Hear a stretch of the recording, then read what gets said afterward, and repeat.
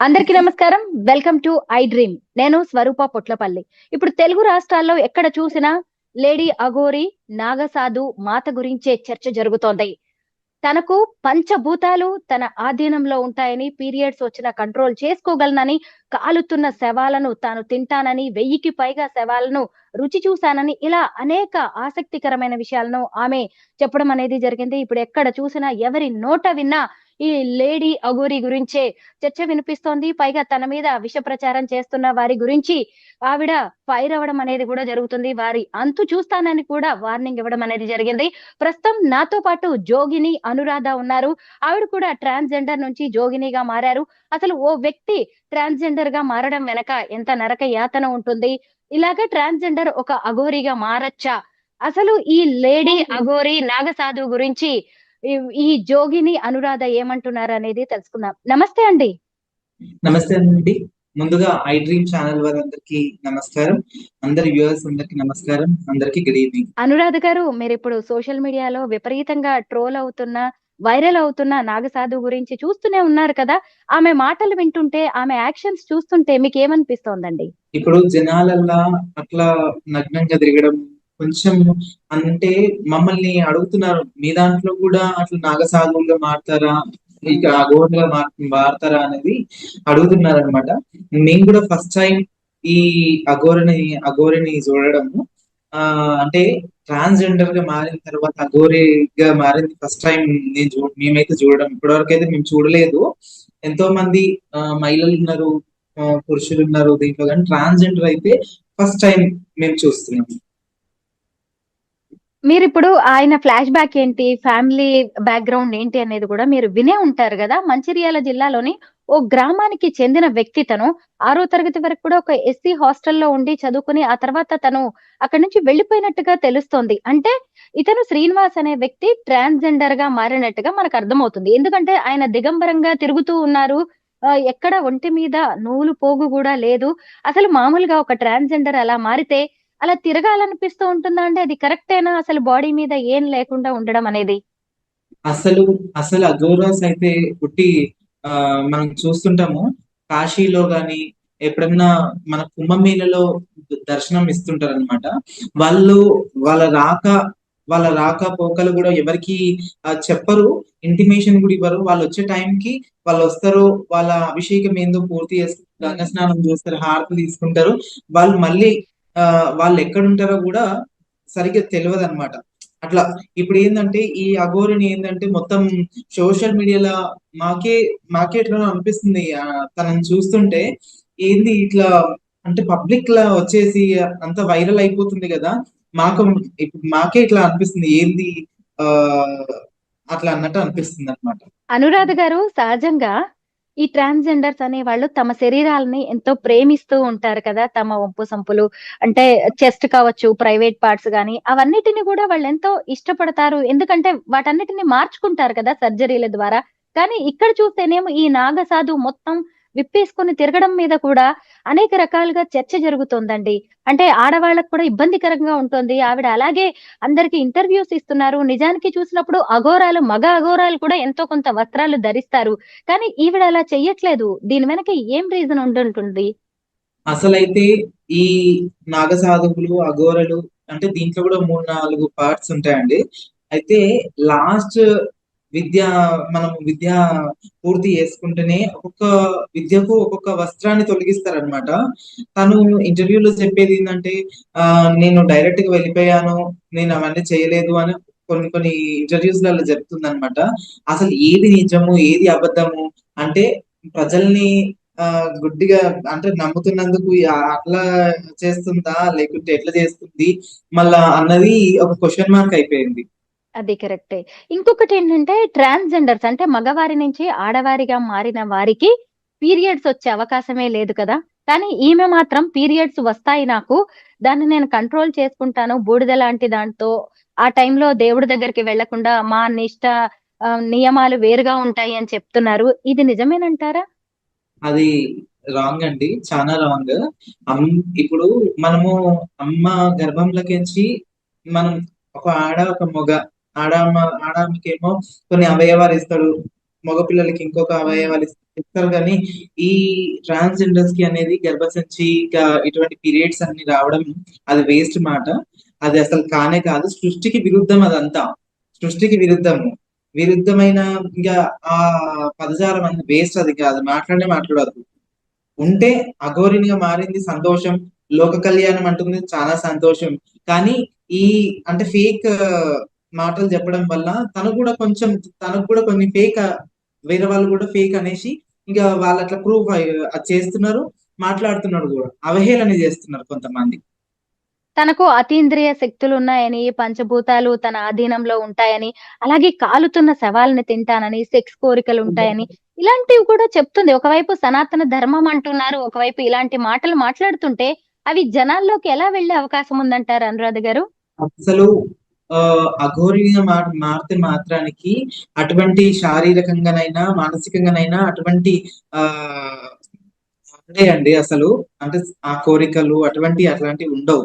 వాళ్ళు కఠినంగా మంచు పర్వతాల మీద ఎన్నో ఒక ఎత్తైన పర్వతాలు శిఖరాల మీద తపస్సు చేసుకుంటూ వాళ్ళు ధ్యానంలో ఉండి వాళ్ళు అవన్నిటిని ఏమంటారు కామ క్రోధ అన్నిటినీ అంటే అన్నిటికీ భరించే వాళ్ళే ఆ స్టేజ్ కి వెళ్తారు. పీక్ స్టేజే దిగంబరి అఘోరా అవుతారనమాట.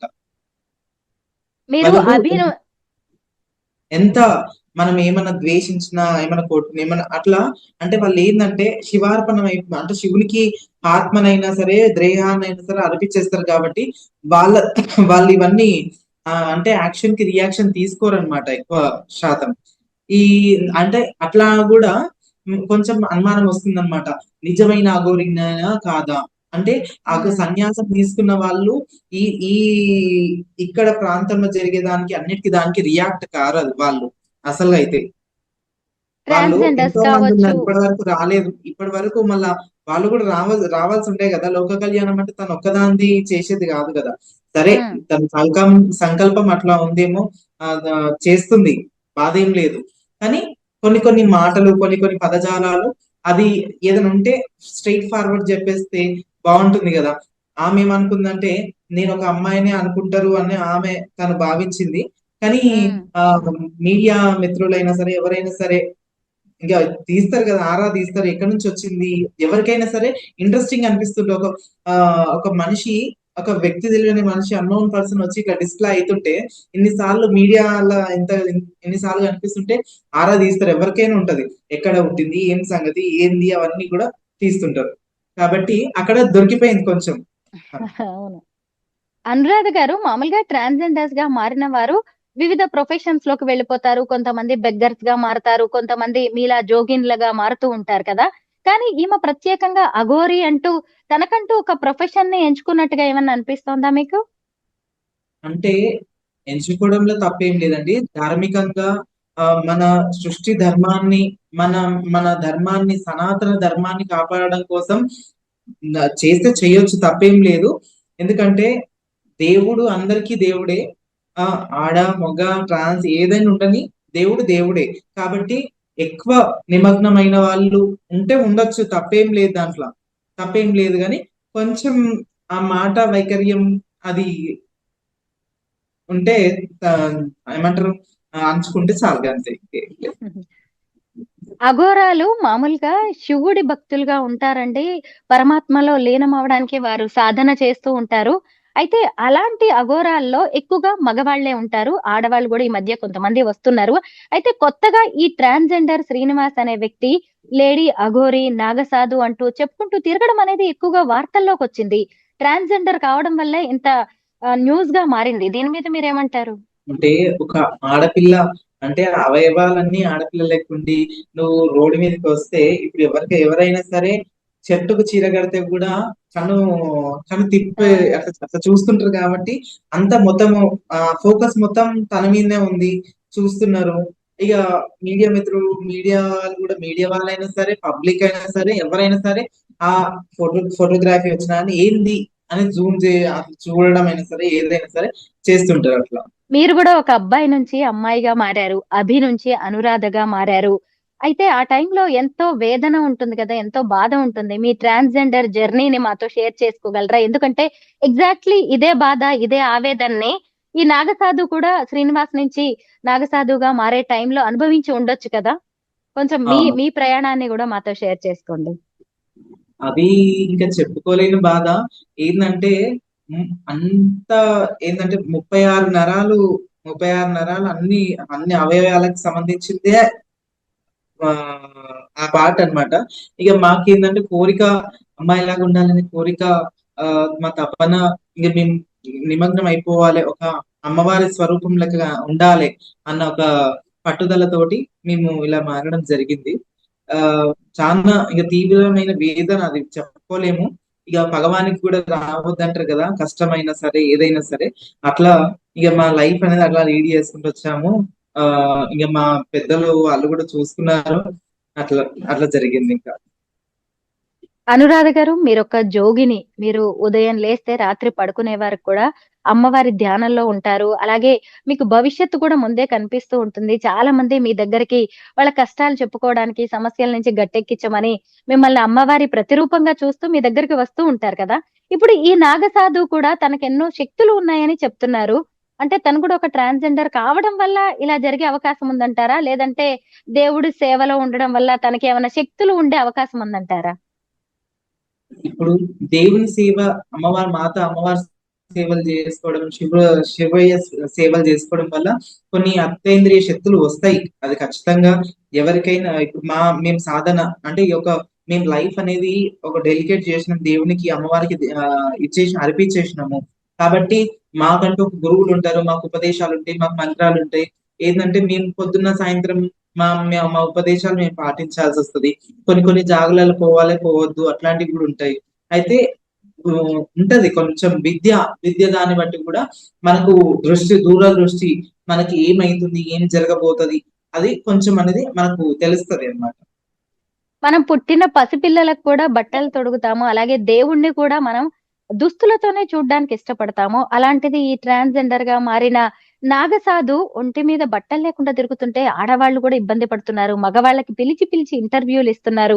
ఇలాంటిది సొసైటీ మీద ఎలాంటి ఎఫెక్ట్ చూపించే అవకాశం ఉందంటారు ఇలాంటివి?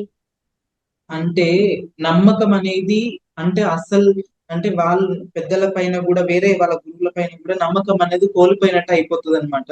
ఎందుకంటే ఇప్పటి వరకు గుప్తంగా ఉన్న దాన్ని తీసుకొచ్చి ఇంకా మొత్తం ఇక బహిరంగ పరిస్తే, ఇంకా ఇప్పటి వరకు వాళ్ళు ఏంది, లోక కళ్యాణం అంటే నువ్వు ఎక్కడుండైనా సరే లోక కళ్యాణం చేయొచ్చు. అది మన తపస్సు, వాళ్ళు ఎంచుకున్న విద్య, వాళ్ళు ఎంచుకున్న పద్ధతి అది. కాబట్టి ఎక్కడున్నా సరే మనకు ఇక్కడ ఈ ప్రపంచం గురించి ఆలోచన చేసి మనం ఒక ధ్యానంలో ఉన్నా గానీ లోక శాంతి కోసం ఎక్కడి నుంచి అయినా సరే అది చేయనీకి వస్తది. అంటే ఇట్లా తిరుగుతేనే కాదు, ఆ అక్కడ కూర్చొని ఎక్కడ మంచు కొండలనైనా సరే వాళ్ళు దివ్య దృష్టి అనంతము. వాళ్ళు ఎక్కడి నుంచి ఎక్కడికైనా ట్రావెల్ చేయగలరు. అంటే కొంతమంది అఘోరలు, మీరు రీసెంట్ గా కొన్ని వీడియోస్ చూసారు. ఏంటంటే ఎక్కడ ఆ ఇది కేదార్నాథ్ లో హ్మ్. కేదార్నాథ్ కేదార్నాథ్ లో ఒక మంచు పర్వతం మీద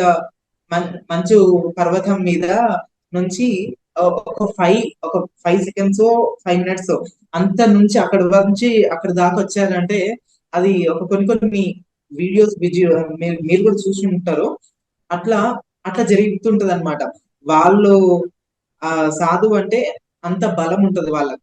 అక్కడ నుంచి ఇక్కడికి కొన్ని మైళ్ళ కిలోమీటర్స్ అయినా సరే ఒక 5 సెకండ్స్ లో ట్రావెల్ చేయగలుగుతారు. అట్లా.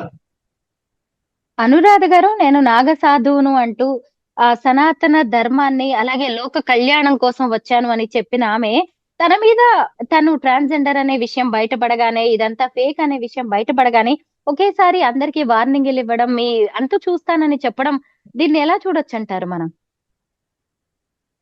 ఇప్పుడు మొన్న మనం ఇంటర్వ్యూలో కూడా పొట్టోని తల మీద పొడుగోడు కొడితే పొడుగోని తల మీద పోషమ్మ కొడతారు అంటారు కదా. ఇప్పుడు ఆ! మన దగ్గర తప్పు ఉంటే మనకేమైనా భయము? ఆ, ఇప్పుడు వ్యక్తిగతంగా ఏంది అనేది చూపించడమే మీడియా మిత్రులది, అందరిది ఒక లక్ష్యం. అది అంతే. ఇంకా హ్మ్. ఏంది అసలు, ఏంది నిజమా అబద్ధమా? సరే నిజమైతే ఒక ఏమైనా చూపించు, హ్మ్. ఒక మాయమో లేకుంటే ఇదో నమ్ముతారు. ఏదో నీకు తెలిసిన కాడికి చూపించు. సరే ఒక ఒక ఒక రోగి ఉన్నాడు.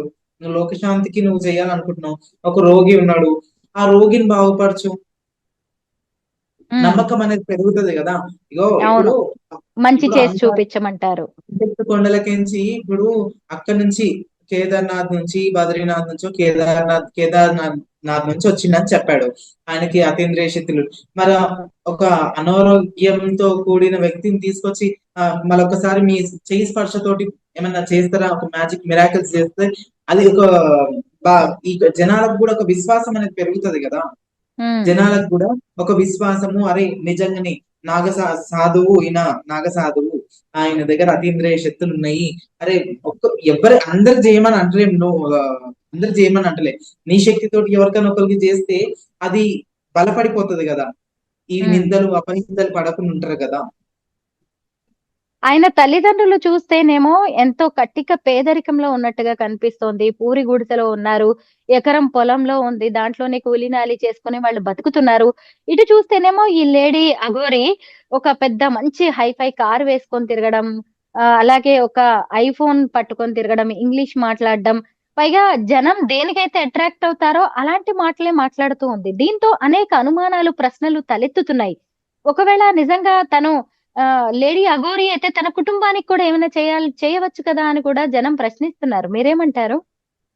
అంటే అఘోరి దాంట్లో ఏంటంటే ఆ సాధన తీసుకున్న వాళ్ళు ఫస్ట్ మొదటిగా తనకు తాను అర్పించుకోవాలి. అర్పించుకోవడం అంటే తనకు తాను పిండ ప్రదానం చేయాలి. తన ఉమ్.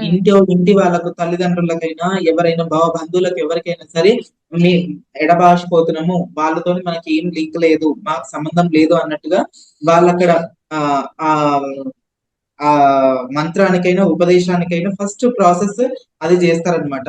ఆ ఉమ్. ముందు మూలాన పట్టించుకుంటలే లేదా అనేది ఒక డౌట్. అయితే ఆడవారు అఘోరీలుగా మారడానికి కూడా వేర్వేరు నియమాలు ఉంటాయి. అంటే మగవారు మారడానికి ఒకటి ఉంటుంది, ఆడవారు మారడానికి ఒకటి ఉంటుంది. ఇప్పుడు ఎలాగో శ్రీనివాస్ ట్రాన్స్‌జెండర్ గా మహిళగా మారారు కాబట్టి కొంచెం కఠిన బ్రహ్మచర్యం పాటించాలి. వాళ్ళు చనిపోయినట్టుగా ముందుగానే పిండ ప్రదానం చేసుకోవాలి. వారు చనిపోయినా గాని ఆ శవాన్ని కాల్చకూడదు, పూడ్చకూడదు. దాన్ని నదుల్లో గాని, లేదంటే చెరువుల్లో గాని పడేయడం అనేది జరగాలి. ఇంకొకటేంటంటే మహిళలు అఘోరీగా మారినప్పుడు ఖచ్చితంగా కాషాయ వస్త్రం ధరించాలి. కానీ ఎక్కడ కూడా ఈమె ఇలాంటి రూల్స్ పాటిస్తున్నట్టుగా కనిపించట్లేదు. అంటే కనీసం ఒక మహిళగా అయినా ఒక నూలు పోగు లాంటిది ధరించాల్సిన అవసరం ఉంది కదా! అంటే మహిళలు అంటే ఇంతెత్తుకు కొంతమందిలో వందలో ఒకరో ఇద్దరు ఉండొచ్చు. వేరేలో హ్మ్. ఒకరిద్దరు అయితే ఉండొచ్చు. లేరని కాదు. మహిళలలో కూడా అంటే ఇది విద్యకు సంబంధించినది. ఒక కోర్స్ అయిపోయింది. ఇప్పుడు మనము నర్సరీ టు ఒక ఫస్ట్ క్లాస్ టు ఒక sixth class to 10th class PG మనం ఎట్లయితే మన దాంట్లో కూడా విద్యలు ఎట్లయితే ఉంటాయో, వాళ్ళ దాంట్లో కూడా కొన్ని విద్యలు ఉంటాయి. ఆ విద్యలకు సంబంధించిన అంటే పరిపూర్ణమైన భక్తిలో మునిగిపోతారు కాబట్టి ఒక్కొక్క వస్త్రాన్ని అంటే పుట్టిన అమ్మ అమ్మ కడుపులో నుంచి ఎట్లయితే పుట్టామో మనకు అంటే ఈ వస్త్రం అయినా సరే, ఏదైనా సరే మనం ఎందుకు వదిలిపెడతారంటే